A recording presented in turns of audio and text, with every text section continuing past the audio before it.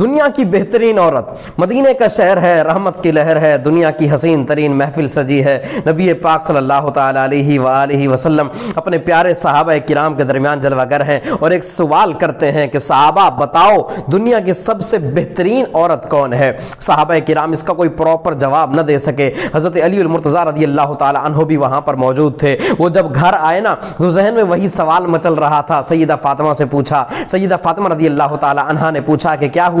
تو حضرت علی رضی اللہ تعالیٰ عنہ نے سیدہ فاطمہ سے یہ مسئلہ شیئر کیا کہ آج نبی پاک صلی اللہ علیہ وآلہ وسلم نے ایک سوال کیا ہے جس کا جواب نہیں ملا۔ تو حضرت سیدہ فاطمہ رضی اللہ تعالیٰ عنہ نے فرمایا مجھے بتائیں کیا سوال ہے؟ تو حضرت علی نے سوال بتایا تو سیدہ فاطمہ رضی اللہ تعالیٰ عنہ نے کہا کہ دنیا کی بہترین عورت وہ ہے کہ جو نہ خود کسی مرد کی طرف دیکھے اور نہ کوئی مرد اسے دیکھ سکے، یعنی وہ ایسا پردہ کرے، آنکھوں کا پردہ، بدن کا پردہ، اس کی آنکھوں کا پردہ ایسا ہو کہ وہ خود کسی مرد کی طرف دیکھ نہ سکے اور اس کا اپنا پردہ ایسا ہو کہ کوئی دوسرا مرد اس کی طرف نہ دیکھ سکے۔ حضرت علی رضی اللہ تعالیٰ عنہ محفل میں آتے ہیں اور عرض کی یا رسول اللہ میری زوجہ نے بہترین عورت کی پہچان بتا دی ہے۔ جب آپ نے یہ بتایا کہ میری اہلیہ نے یہ پہچان بتائی ہے تو یہ جواب سن کر نبی پاک صلی اللہ تعالیٰ علیہ وآلہ وسلم بڑے خوش ہوئے اور اتنے خوش ہوئے کہ خوش ہو کر ارشاد فرمایا فاطمہ تو میرے جگر کا ٹکڑا ہے نا۔ تو یہ سیدہ کائنات کا بہترین جواب تھا جو خواتین کے لیے آئیڈیل ہے،